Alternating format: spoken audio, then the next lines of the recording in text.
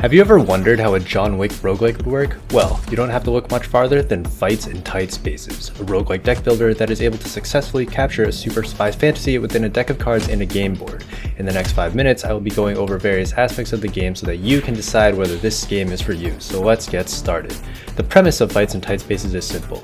You take the role of Special Operative Agent 11 to take down various crime syndicates across the globe. Starting a new game has you selecting a difficulty, agent, deck, and mission before sending you on your merry way. There are 5 different difficulty levels to choose from, which have no impact on the AI or the stats of the enemies you encounter.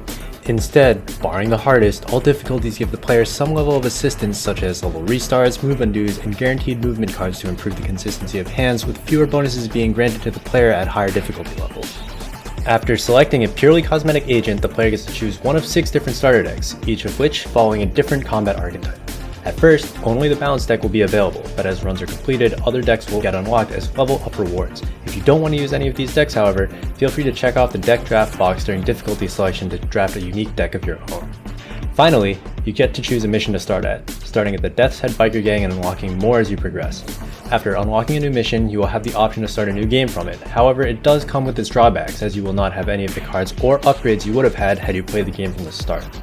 Progressing through the game is fairly straightforward. Each mission asks you to traverse a certain number of locations until you make it to the boss room. There are 4 main room types that you may encounter across your journey, with the majority of them being various combat locations with one of 4 mission types. Fight, your standard beat 'em all experience. Protect, where you try to defeat enemies while keeping an NPC alive. Informant, where you try to keep a certain enemy alive. And Survival, where you try to survive a certain number of turns.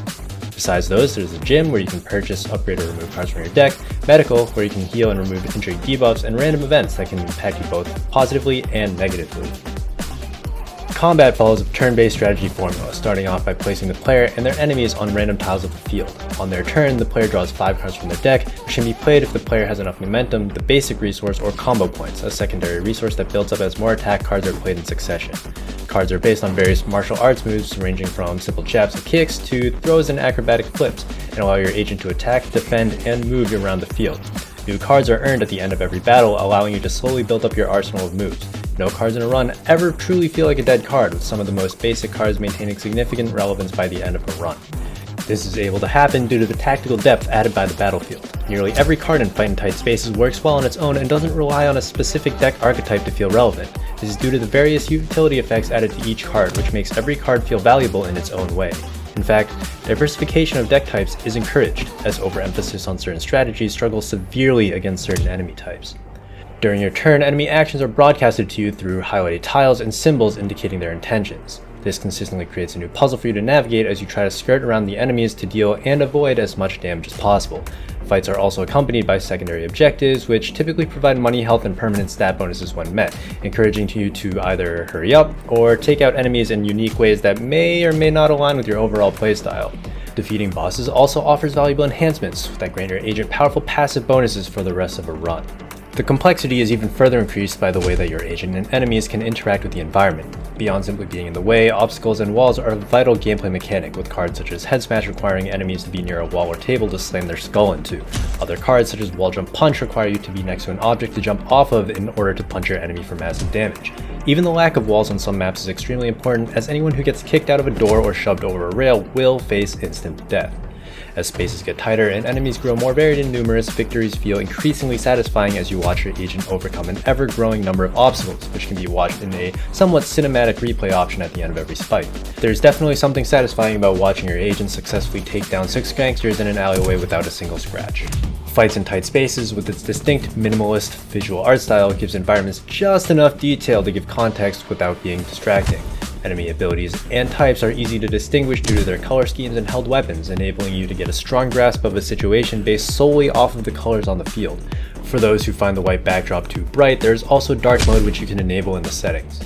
The music is also, well, kinda poppin'. The high energy beats during battles pair well with the distinct visuals to provide an experience that you might expect from watching a movie battle beatdown. So, is the game worth it?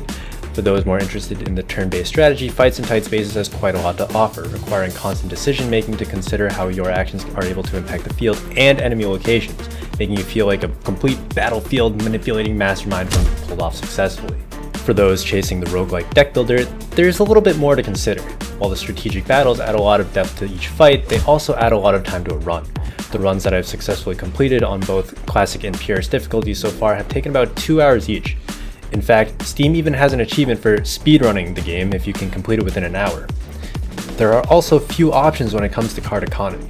Only a handful of cards allow you to search through your deck if you are even lucky enough to come across them in the first place. While it does work well with the gameplay of fights in tight spaces, players who enjoy hyper-focusing on certain card types or deck builds might find it a little bit frustrating to skip turns until they get the card that they need, and even if they do have the card, they might not even be in a position to use it. Overall, Fights in Tight Spaces does a terrific job weaving together two genres that are typically not. The game is vibrant, stylish, and energetic as Agent 11 drops numerous baddies with impressive martial arts skills. The cards, while not inherently reliant on each other, can be used in creative ways to position yourself and create hand synergies that were not planned within the initial draft. With numerous decks, achievements, and daily challenges, there is plenty of replayability after completing your first run. So, Agent, are you up for a mission?